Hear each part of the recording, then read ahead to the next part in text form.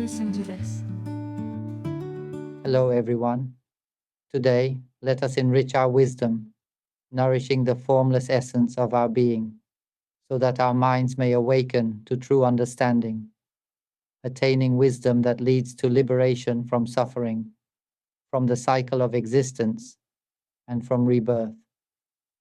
To be free from suffering, to be liberated from the endless cycle of birth and death, we must first understand our ultimate goal. It is like preparing for an important exam. Regular study alone may not be enough to pass. We often need the guidance of a skilled tutor, someone with deep expertise, who can help us focus on what truly matters. A wise tutor will explain the key objectives of the exam, what the questions seek to uncover, what knowledge is most essential.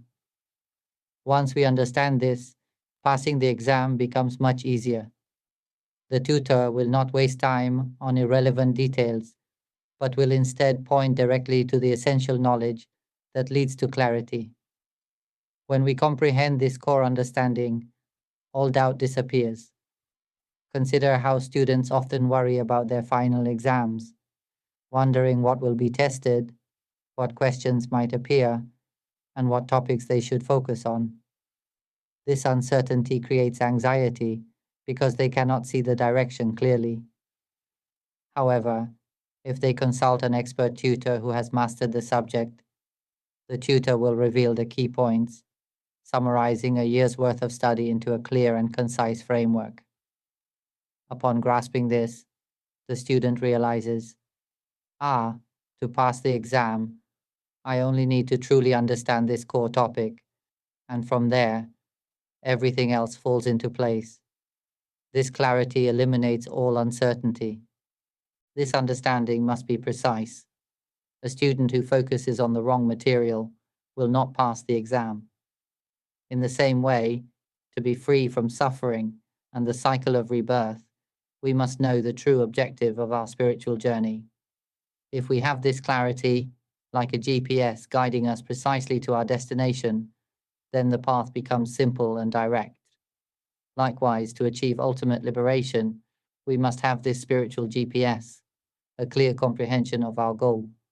That is why I have spoken on this topic many times, to help illuminate the path to true and permanent freedom from suffering. When this wisdom arises, it will lay the foundation for true world peace. It will allow us to live this life as our final existence, our last journey through this world. After this, we shall not return. We shall not suffer again. This truth is the guiding compass, the GPS that leads us to a clear and unwavering understanding of the path to liberation. I have created this recording for everyone in the world to listen to: children, the elderly, people with disabilities, women, men, people of all genders, all ages, all castes, all statuses, all beliefs, all religions, and all races. Every single one of us has the potential to be free from suffering. To achieve this, we must listen, and if this knowledge can be integrated into the education system, it would be even more beneficial. Every level of education should include this subject: the study of the mind, the study of the formless essence of our being. When we truly understand the mind, we will understand everything. Now, let us begin learning and understanding the mind. This subject is one that the world does not teach. From the moment we are born, no one teaches us this. Schools do not teach it. Workplaces do not teach it. In fact, no one has ever taught us, because they too are still suffering. They themselves do not know how to break free from the cycle of birth and death. Do you see this? Everyone is in the dark. Understanding the mind is knowledge that is paradoxical. It can be incredibly simple, yet it can also be profoundly difficult to grasp. Each of us has a mind. Each of us possesses this formless essence of life, which is always present within us. Yet we do not recognize it. We do not even know what we truly are. And this ignorance is precisely what prevents us from ever being free from suffering. From birth, we do not even know how we came to inhabit this body, nor do we know the purpose of being here. In this life, we may have everything: family, financial stability, all the material comforts we could ask for, but we still feel restless, as though something is missing. Deep inside, there is still a lingering question: what do we truly seek? And when this body eventually decays and dies, where will we go? We have no idea. If the body perishes, where do we go? What are we truly? We often hear that we are a wandering consciousness, a drifting soul searching for a new body. But where do we go? We do not know. It remains an unsolved mystery that we are all trying to answer. In the end, the fundamental question remains: who are we, really? Therefore, if there is no one with deep wisdom in understanding the mind and the formless essence of life to explain these truths, it would be extremely difficult to comprehend. It is similar to how a teacher instructs students.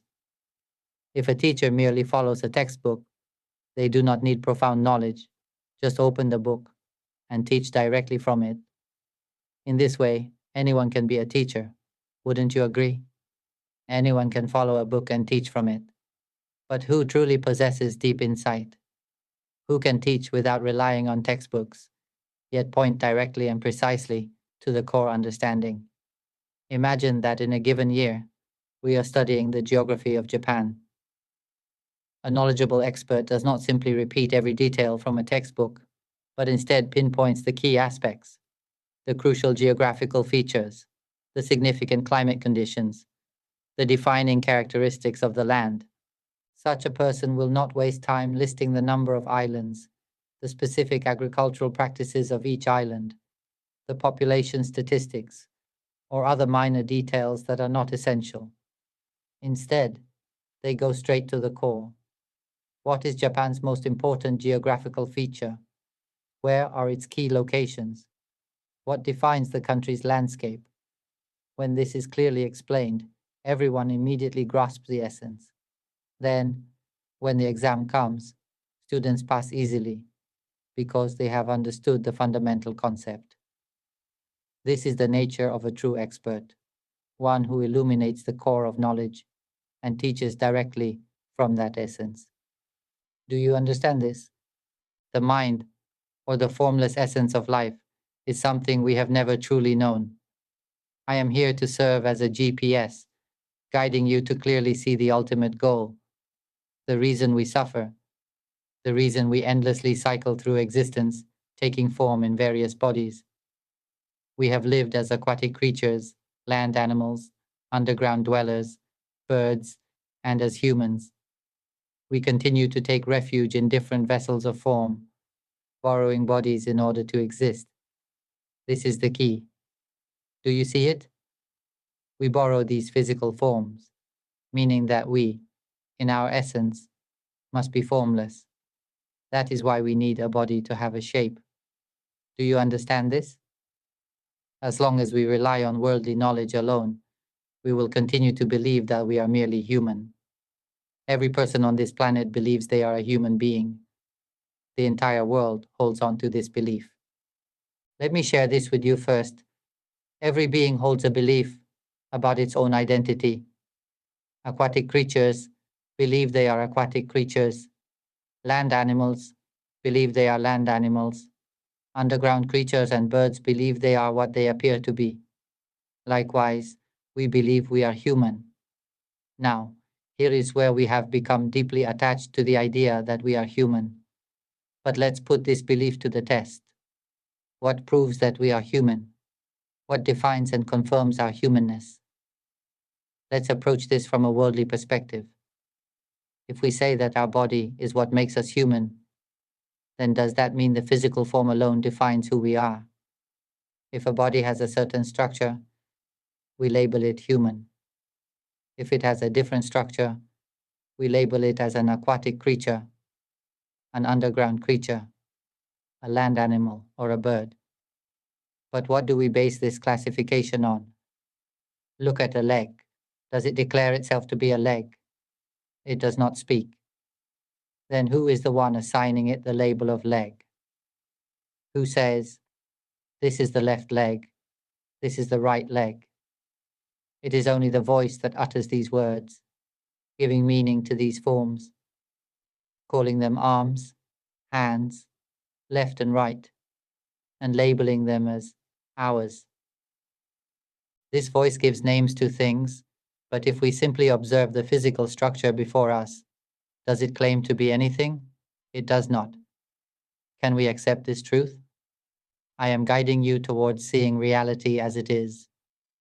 And when you begin to perceive this truth, suffering will gradually dissolve, and you will come to realize how unnecessary all suffering truly is.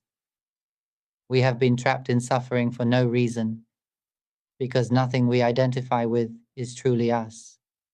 When we awaken to the realization that we are, in essence, pure consciousness, a formless essence of life, this is the true goal. I am pointing this out as a GPS to help you see the ultimate destination, complete liberation from suffering. The goal is not to return to this cycle of birth again. The goal is to recognize the truth that nothing in existence truly belongs to us. Once we grasp this core truth, the path to freedom becomes simple. It is not difficult at all. Liberation from suffering is, in fact, easy, just as passing an exam can be easy if we know exactly what to focus on. Instead of spending an entire year studying every detail, we can seek out a teacher with deep wisdom, someone who can point directly to the essence of the exam. A wise teacher does not waste time on irrelevant details, but reveals the key themes that are consistently tested. They point out the economic or geographical factors that define a nation, the essential aspects that make that country what it is. If you mention a particular feature, it must unmistakably refer to that country. This is how direct and precise understanding should be, focusing on the essence rather than getting lost in unnecessary details. When a person with deep understanding explains something, they immediately point to the core objective. They begin with the key focus, the ultimate purpose of the exam that is given each year. The moment they highlight this, they expand on it, helping us grasp the central idea. Once we understand this, everything becomes easier. No matter how the exam is structured, we will pass, because we have already understood the fundamental framework of that subject. Once we grasp the essence, all doubt disappears. We do not need to spend an entire year studying. The moment we recognize the key point, uncertainty vanishes. When the exam comes, we will understand it completely without needing to memorize anything. We do not need to read through thick textbooks. We only need to extract the essential core. Once we do, passing becomes effortless. This is how knowledge works in the worldly sense. It becomes clear when we focus precisely on the key objective. Now, let's discuss worldly knowledge, the way humans understand themselves. From birth, we have all been taught to believe we are human. This belief has been reinforced by everyone around us. Yet think about it. Our parents have not yet freed themselves from suffering. Do you see this? Our parents have not escaped the cycle of birth and death. As we grow up and go to school, our teachers have not freed themselves from suffering either. They too remain trapped in the cycle of birth and death. Is that not true? Every person in this world is still caught in suffering, still experiencing birth after birth, still unaware of how they even came into existence. They do not know what they truly seek or what the real purpose of life is. What do people do in life?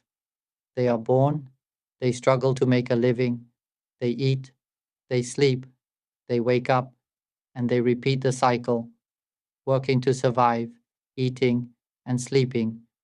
And in this cycle, they harm one another, they oppress and destroy each other.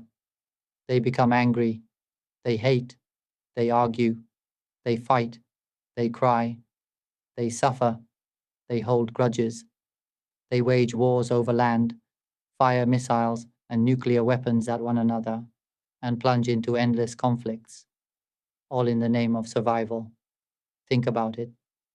All this chaos, all this suffering, just for a single meal. Humans work from morning to night, exhausting themselves just to earn enough for one plate of food.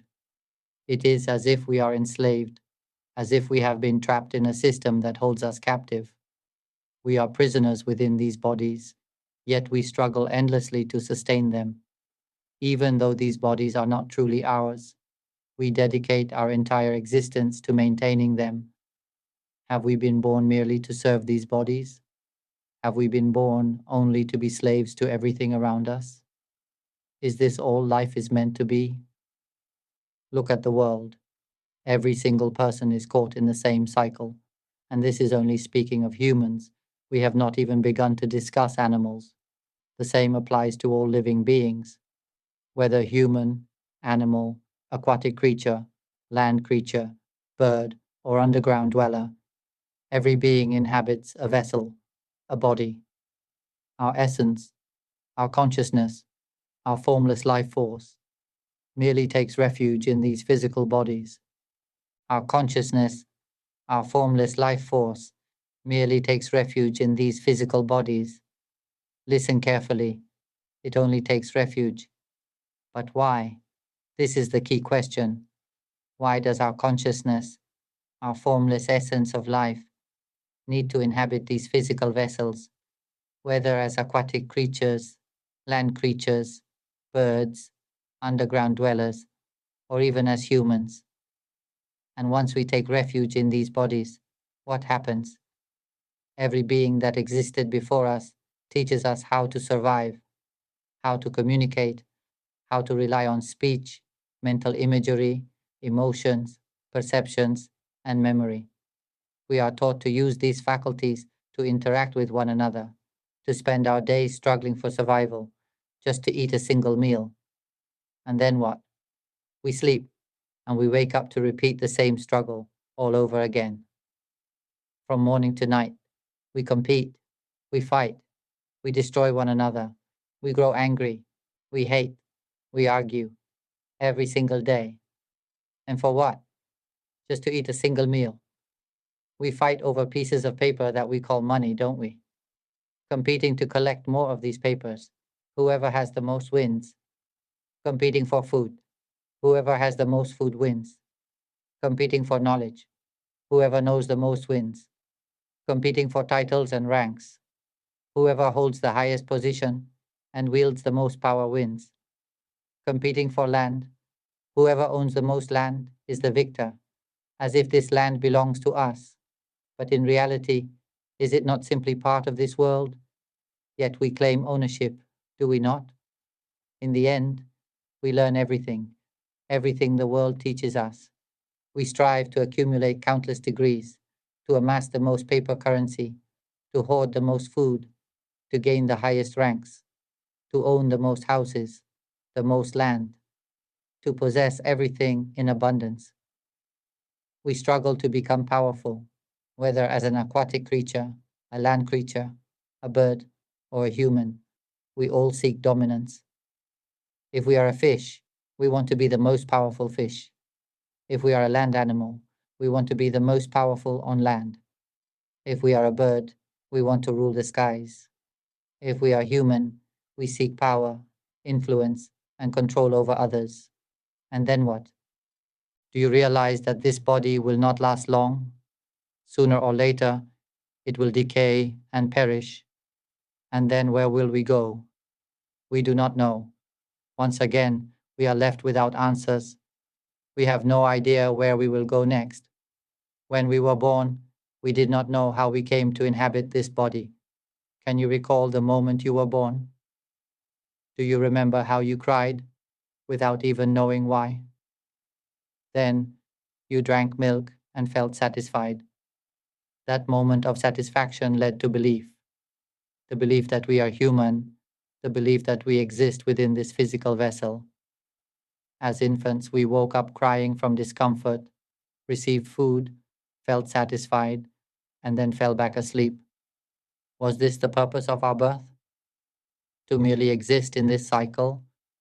Then we were taught to think, to remember, to struggle for survival, to strive for power, to accumulate everything, to gather pieces of paper, to own land, to build a family, to possess material things. We learn to eat, to sleep, to wake up and work, to fight and destroy one another, all for a single meal. And then what? We go to sleep, wake up, and repeat the same cycle, struggling, competing, harming one another for money, for a meal, and then sleeping again. In the end, we may acquire everything: knowledge, wealth, status. And then the body ages, it weakens, it falls ill, disease takes hold, cancer appears, diabetes, high cholesterol, asthma, and countless other ailments arise. Medications become a daily necessity, headaches become frequent, bones weaken. Eventually, breathing becomes difficult. Nearing death, suffering intensifies. When illness strikes, suffering deepens. When no one comes to visit, loneliness becomes suffering. When hunger arises and the body can no longer eat, it is suffering. When teeth weaken and pain persists, it is suffering. When the doctor delivers news of cancer, suffering intensifies even further. Everywhere, suffering upon suffering. And when the final moment comes, where do we go next? Once again, we do not know. Everything we have studied throughout our entire lives, until the age of 80, has not freed us from suffering. All the knowledge we have accumulated, all the degrees we have earned, none of it has led us to liberation from suffering. This means that everything we have learned in this world, not a single thing, has ever truly taught us how to be free from suffering. Instead, we were taught to chase after paper, believing that by accumulating enough of it, we could escape suffering. The paper we desperately seek, the money we value, has it ever freed us from suffering? Look closely. The more we have, the more we suffer. Do you see this? Why were we even born? We do not know. All we know is that we do not know. We believe we are human. But when this body is no longer our body, will we still be human? When the body decays and dies, what then? Before death, there is already great suffering. And when death comes, we have no idea where we will go. We suffer, worrying about everything, clinging to everything, as if we could take any of it with us. This body belongs to the world. It was born from the elements of the world, and in the end, it will dissolve back into the world, returning to dust, merging with the earth. But what about us? Where do we go when the body crumbles? Do you realize that our consciousness, our formless life essence, has no physical form at all? That is what we truly are. This formless essence of life, this pure and boundless existence, this is us.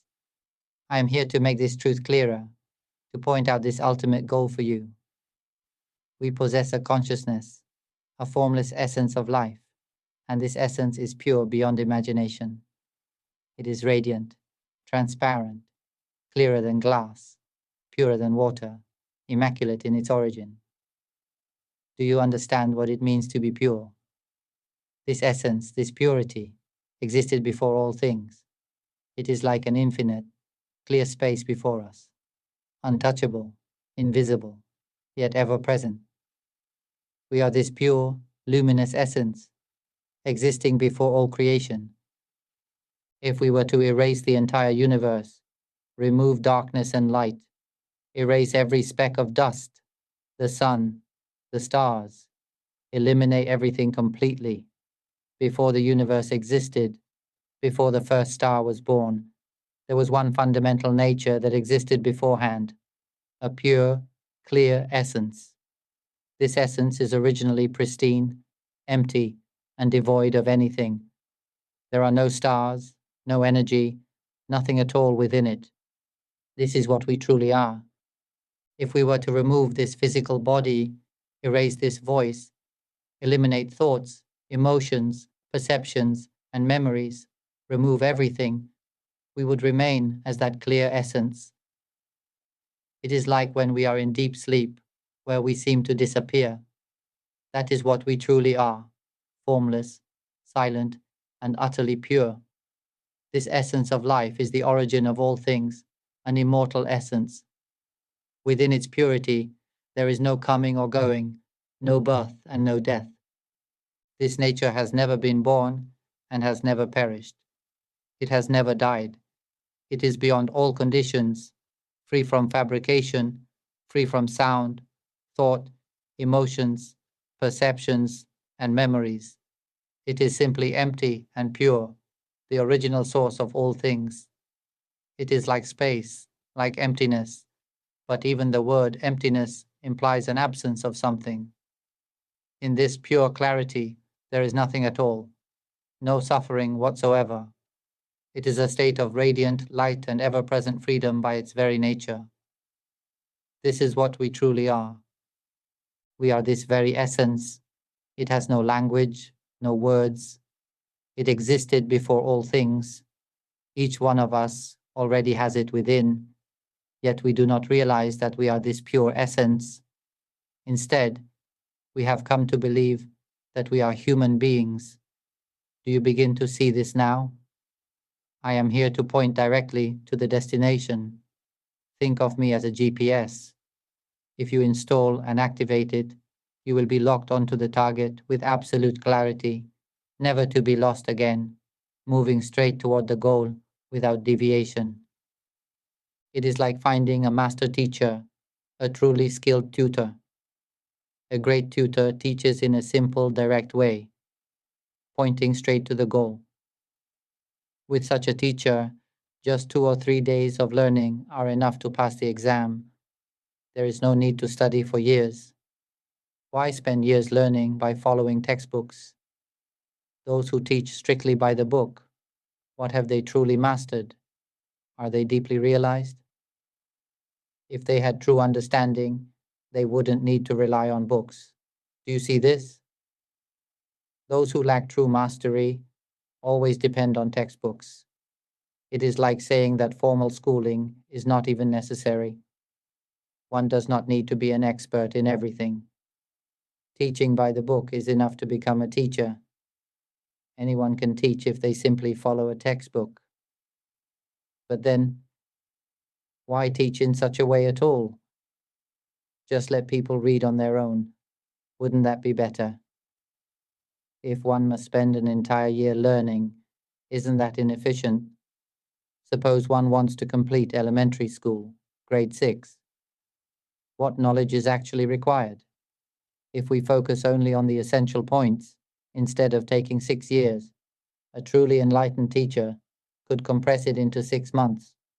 From 6 years, it is reduced to just 6 months, and the student passes the exam.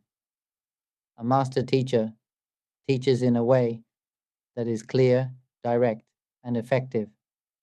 Some who are even more proficient may teach in just 3 months, and the student would grasp it completely.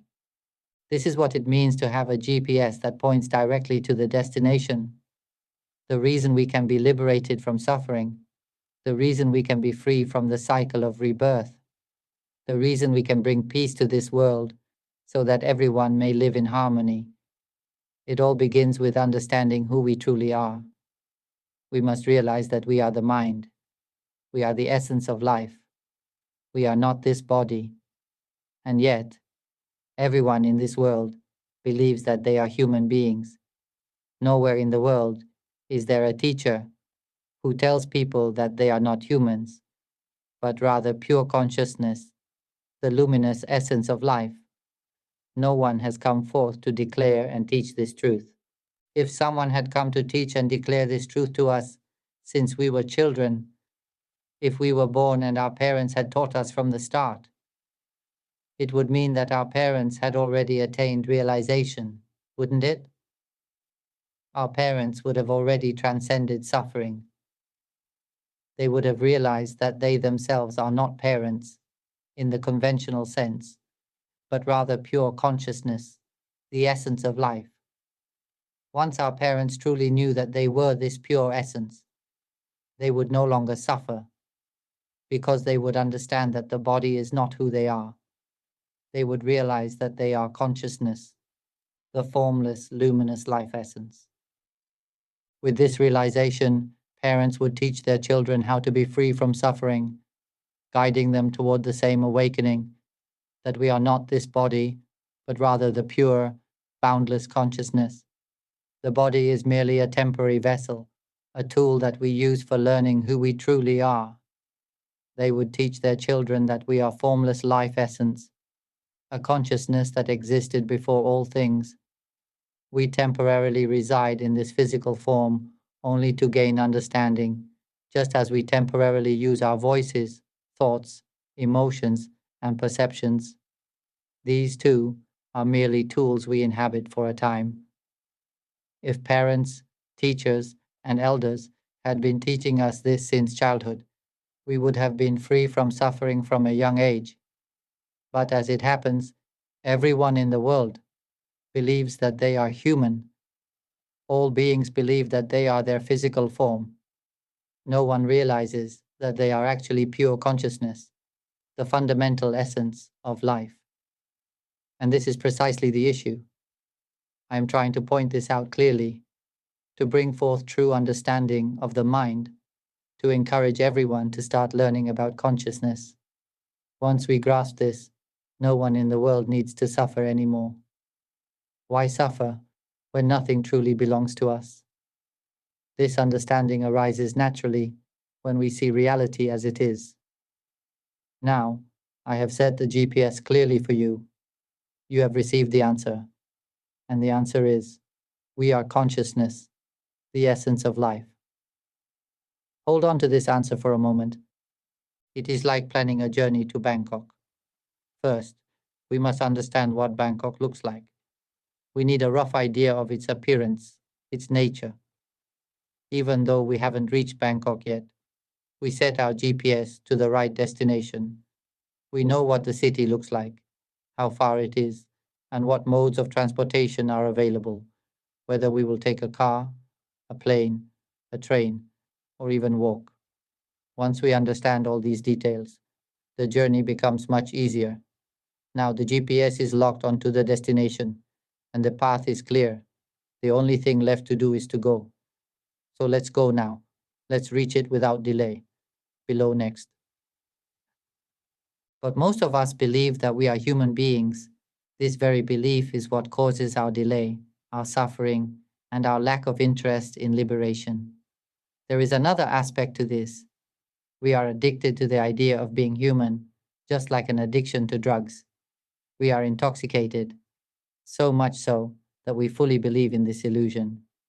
Imagine someone who has taken excessive drugs, who is completely high and lost in a dreamlike state. In this state, they believe they are a billionaire, surrounded by countless followers. While still intoxicated, they shout with conviction, "I am a billionaire. All of you are my servants." They cry out loudly, proclaiming their power, convinced of their imagined reality. Yet in truth, they are merely under the influence of drugs. Now, how can we wake such a person up? If we tell them, "Wake up, you are not really a billionaire. You are just intoxicated." Will they listen? No, because in their mind, they are completely convinced that their illusion is real. They insist, "I am not high. I am truly a billionaire. I have followers. You all are my followers." They are trapped in a world of imagination. Do you see the parallel? In their imagined reality, they are powerful, wealthy, and revered. They fully believe in this identity, but in truth, they are merely intoxicated. Likewise, we are actually formless consciousness, the pure, luminous essence of life. We temporarily inhabit this body so that we can experience and create. We use the body as a tool. We use the voice to communicate, thoughts to form mental images, emotions to feel, and memory to retain experiences. All of these, body, voice, thoughts, emotions, perceptions, and memory, are simply tools, nothing more. These tools exist to help us realize what we truly are. But instead of using them wisely, we become intoxicated by them. We become so absorbed in these tools that we mistakenly believe we are them. We believe we are human. We believe that when we speak, it is truly us speaking, that when we think, it is truly us thinking. This is an illusion. Try to reflect on this. What should I eat? I'll go buy a pizza. Maybe a steak would be nice. Let's get pizza, and garlic bread too, and some cake. As soon as we start thinking like this, images arise, and emotions follow. We begin to feel desire and satisfaction in anticipation. Then, knowing that our thoughts will lead to action, we set out for the restaurant, order exactly as imagined, and feel happy when things go as planned. Once we arrive, we experience the smell of the food, see it with our eyes, hear the sounds around us. Our senses are fully engaged. When we taste the food, we believe we are truly eating pizza, truly ordering garlic bread. In that moment, we fully believe we are human beings, living out this experience. Everyone in the world thinks this way. All beings believe they are what they perceive themselves to be. The tiger believes it is a tiger. It must hunt, eat, and survive. A fish believes it is a fish. It must eat and escape, eat and hide. All creatures are caught in this endless cycle, eating, being eaten, attacking, and being attacked. We are no different.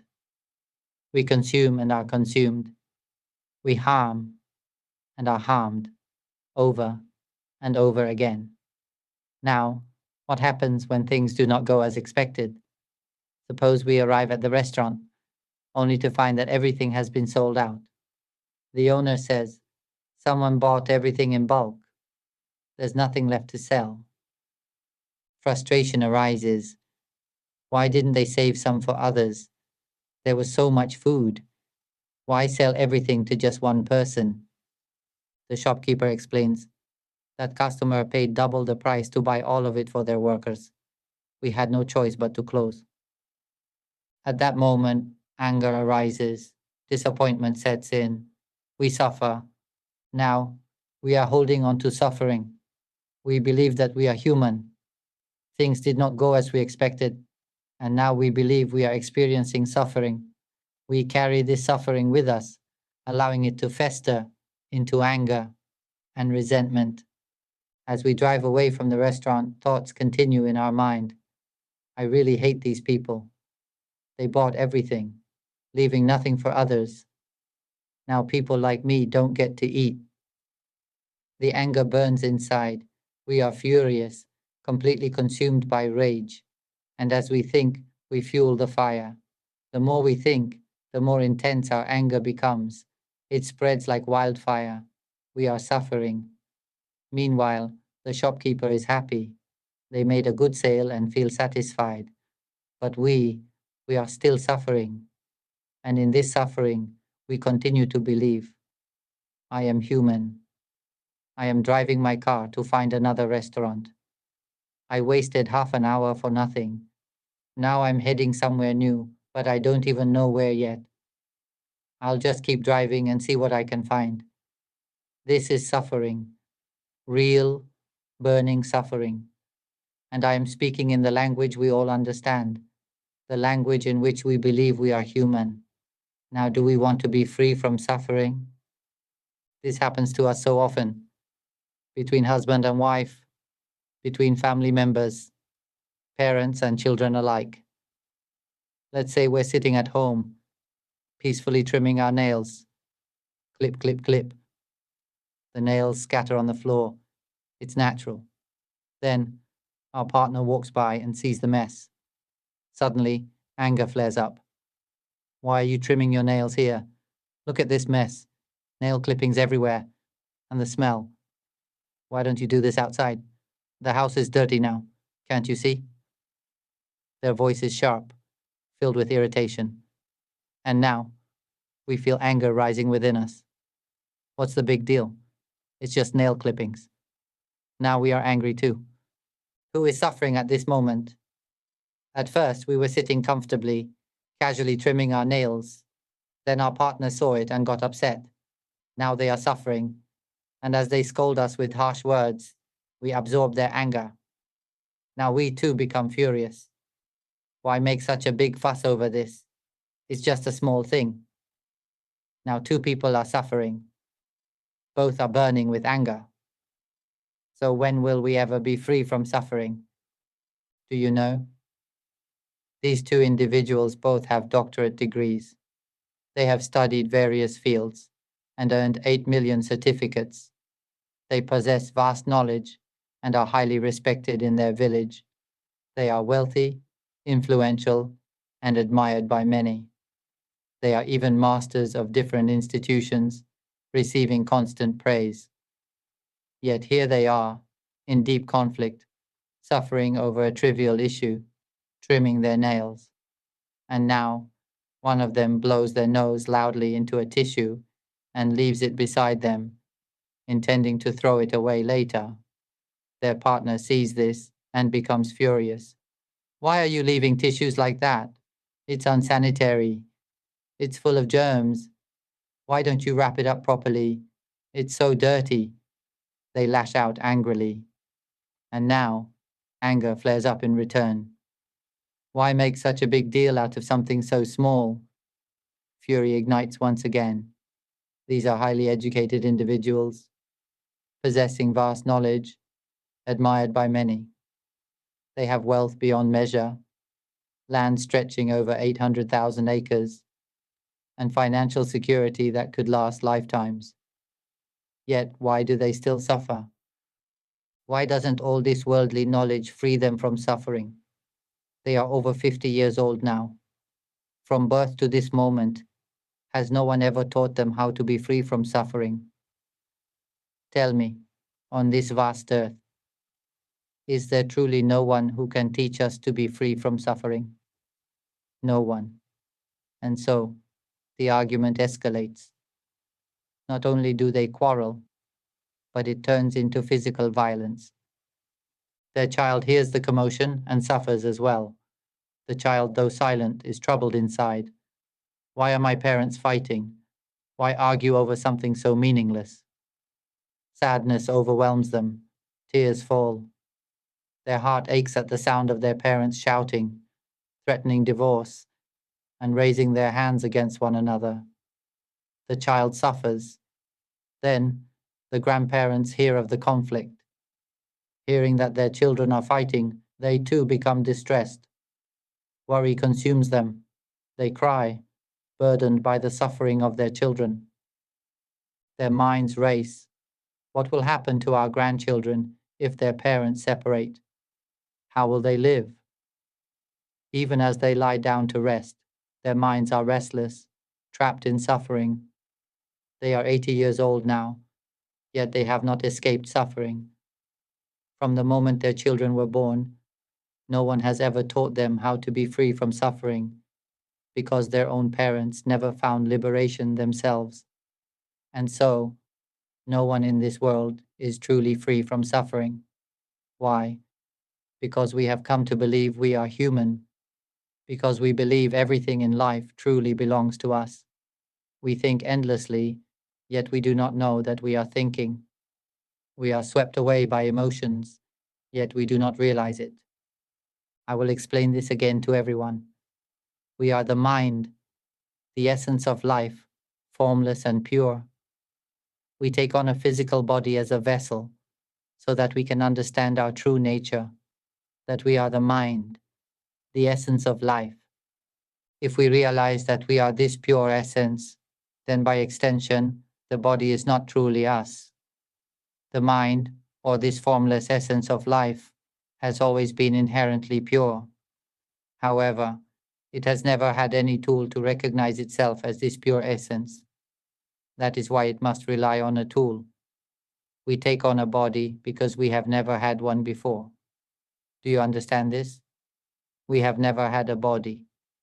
We are the essence of life, inseparable from the vast emptiness of the universe. We are an immortal essence, one that has never been born, never ages, never suffers, and never dies. We do not come and go, nor do we occupy space. We merge as one with the clear, formless emptiness. We have changed bodies countless times. We have been born as aquatic creatures, changing forms repeatedly. When we are born, we consume others, and others consume us. They eat us, we eat them, leading to anger and resentment. Because of this cycle of consuming and being consumed, we are reborn as various beings, land creatures, winged creatures, and others, constantly caught in this cycle. And as the mind departs one body, it seeks another, finding a new vessel to inhabit. Yet with every form, we are preoccupied with the concerns of that form. It is like receiving a vehicle. We become absorbed in maintaining it, using it, and fulfilling its needs. If we take on the body of a bird, we are busy searching for food. Whatever form we take, we become occupied with its survival. Now that we have taken on this human form, we are once again preoccupied with survival, with the struggles of life. But understand this, until our mind, our essence of life, finds its answer, until it realizes its true nature as the pure essence, it will continue to seek new vessels, new bodies. This will go on until it finds the most suitable form, which is the human body. And this vessel must evolve, teaching one another about the nature of the mind. Until we reach an age where beings begin to turn inward and explore the mind, only then will we begin to truly understand it. And once we do, we will realize that this body is not truly who we are. That is why I am here to remind you. In this world, we divide ourselves into male and female, into different nations, into us and them. We separate by country, by land, by religion, by ideology, by class. We constantly divide. But there is one thing we all have in common. We are the mind, the essence of life, formless, pure, and radiant. The only thing we lack is wisdom, the realization of our true nature. Since the moment we were born, no one has ever taught us that we are this pure essence. Everything else is not truly ours. And yet, we cling to the belief that we are human. We forget our true essence. What I want to tell you is this: you can go home now. It is time to return. Nothing here belongs to us. Go home, and you will never have to be reborn again. See clearly that this body is not truly ours. It exists only because we perceive it, because we name it. Listen carefully. This voice is telling you that this is your arm, your leg. But look at them. The body does not declare itself as arms or legs. It is only the voice that gives them meaning. We take on a body to communicate, to experience, to understand. But ultimately, the purpose of all this is for us to turn inward and learn the knowledge of the mind. This is the only true reason we take on a body, to discover who we really are. Our essence of life has taken on countless bodies, endlessly shifting from one form to another. But each time we enter a body, we never stop to realize what we truly are. Instead, as soon as we are born, we rush to survive. From morning to night, we eat, we struggle, we consume, and we are consumed. And when this body perishes, we simply take on another, repeating the same cycle. A human lifespan averages around 70 years. Some people reach 70, standing at the edge of death, and still, they do not know their true nature. Even those of us listening right now do not yet truly realize that we are the mind, the essence of life. We have mistakenly come to believe that we are human, but as I have said, this body does not last. It cannot truly be us. We are a pure and transparent essence of life that temporarily inhabits a body because we do not possess one ourselves.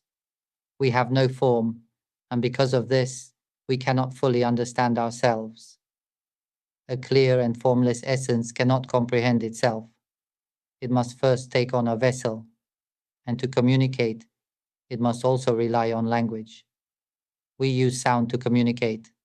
We use mental images, emotions, sensations, and memories as tools to express ourselves.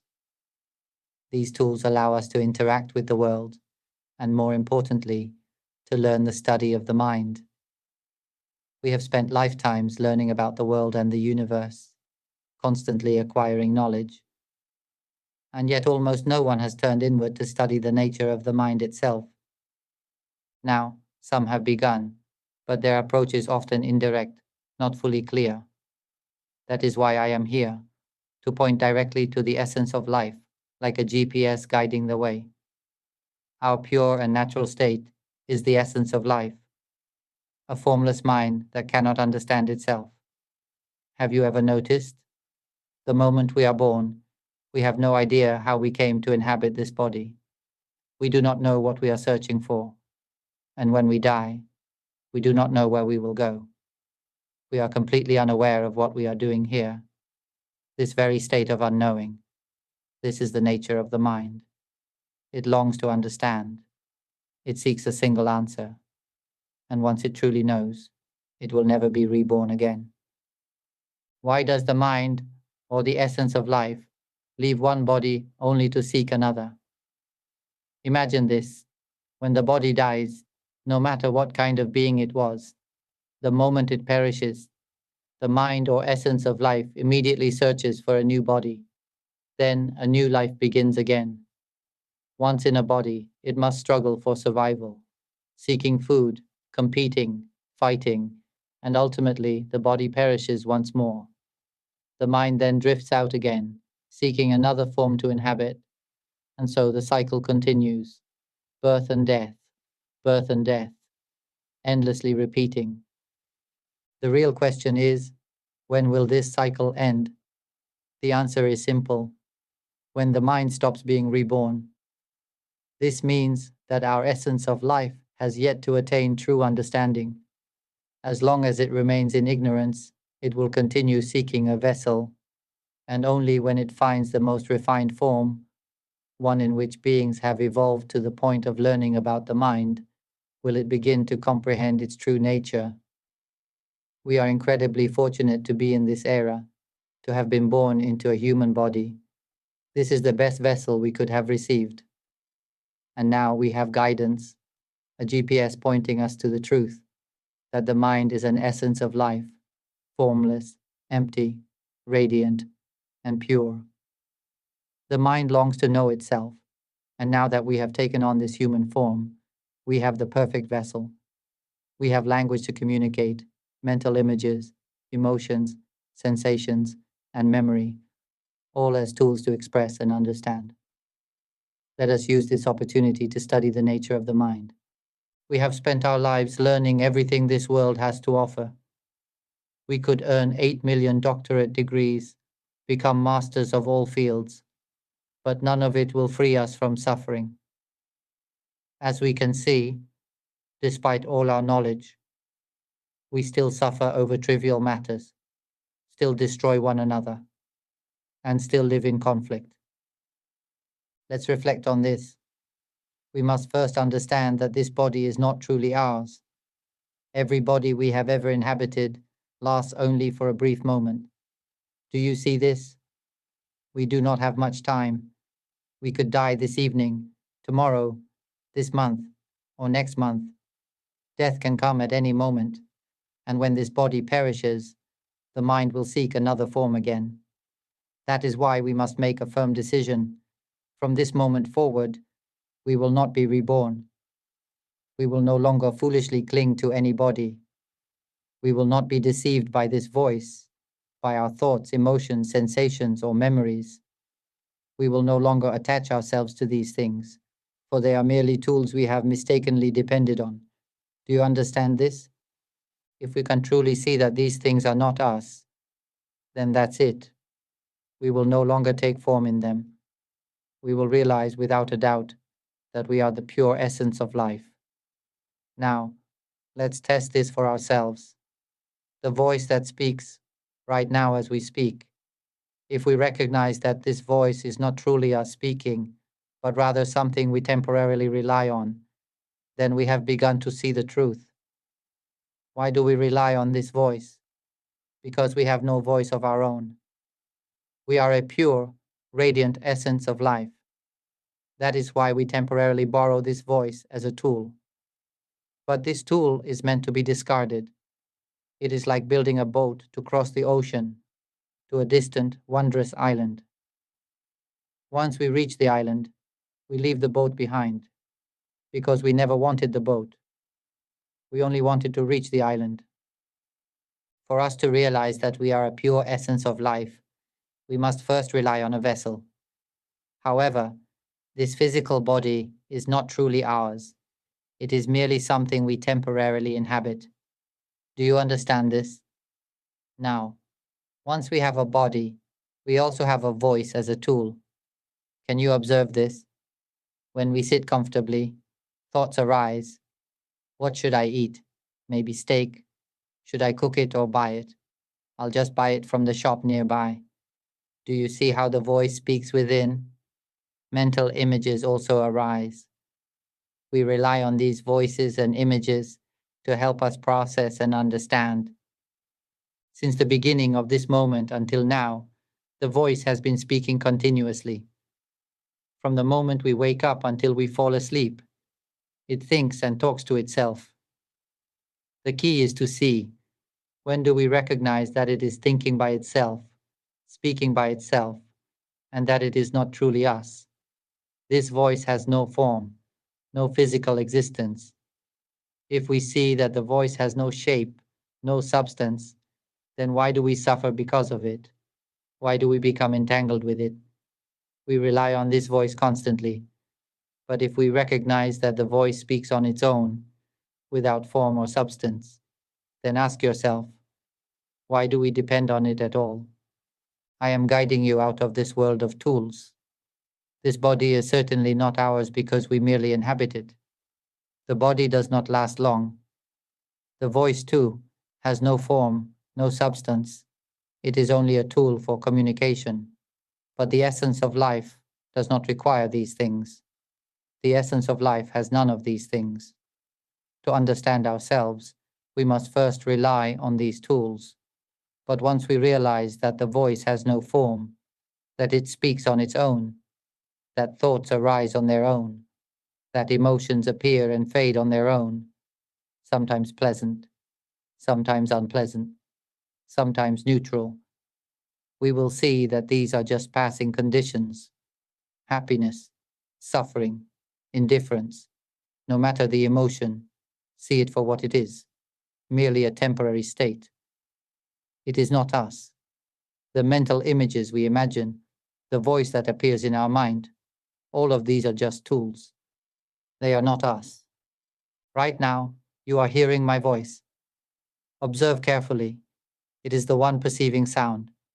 It is the one sensing smells, feeling touch, tasting flavors, and seeing sights. When you can truly notice this, that it hears on its own, then ask yourself, where is the self in all of this? The voice you are hearing now, it understands language by its own nature. It speaks by itself. So where is the self in all of this? Let the mind answer. The moment you truly realize that it hears on its own, speaks on its own, and the self cannot be found, that is the moment of release. When the mind, or the essence of life, truly sees this reality, it will break free, completely and irreversibly. This pure essence will be liberated from attaching itself to anything. It will break free and awaken, and when that happens, tears will flow. You will realize the truth, that you have never truly been born into this world at all. It is as if everything you have ever believed about being human collapses in an instant. The identity you have clung to for a lifetime dissolves. The body seems to shatter into nothingness. It is as if the entire world explodes into fragments and you become a pure, transparent essence, merging with the entire universe. Whoever experiences this will feel an indescribable lightness, so weightless, so vast, something never felt before. It is completely free. It is completely at peace. And you will know, you will never be born again. No suffering remains, because the truth is revealed. There was never a self to suffer in the first place. Emotions still arise as usual, but they are no longer our emotions. When laughter arises, we will see that it laughs, not us. When joy, sadness, satisfaction, or dissatisfaction arise, we will simply observe these states. And because we no longer cling to them, they naturally fade away. Right now, as these words are being spoken, observe carefully. You will see that it speaks, but it is not you speaking. You will see that something else is speaking, that whatever is speaking right now is not you. And at that moment, it will feel as though there is no self inside this form at all. The voice is not you. The mental images are not you. The emotions are not you. The awareness itself is not you. Even memory is not you. Nothing remains that can be called you. And when that is fully realized, you will never suffer again. The world will enter an age of peace. People will no longer harm or oppress one another because there will be nothing left to claim as mine. What remains is only compassion and support for one another. There will no longer be a need to fight, to compete for wealth, or to chase after endless desires, for nothing truly belongs to anyone. What remains is the desire to guide others away from suffering. No more conflict, no more anger, no more hatred, no more destruction. For nothing is truly ours to lose. Listen carefully to what I have shared. If you truly understand, you will never be reborn into suffering again. And with this, I will conclude. May each and every one of you realize the truth of the mind and the essence of life. May you conquer this game as swiftly as possible, instantly, immediately, without delay,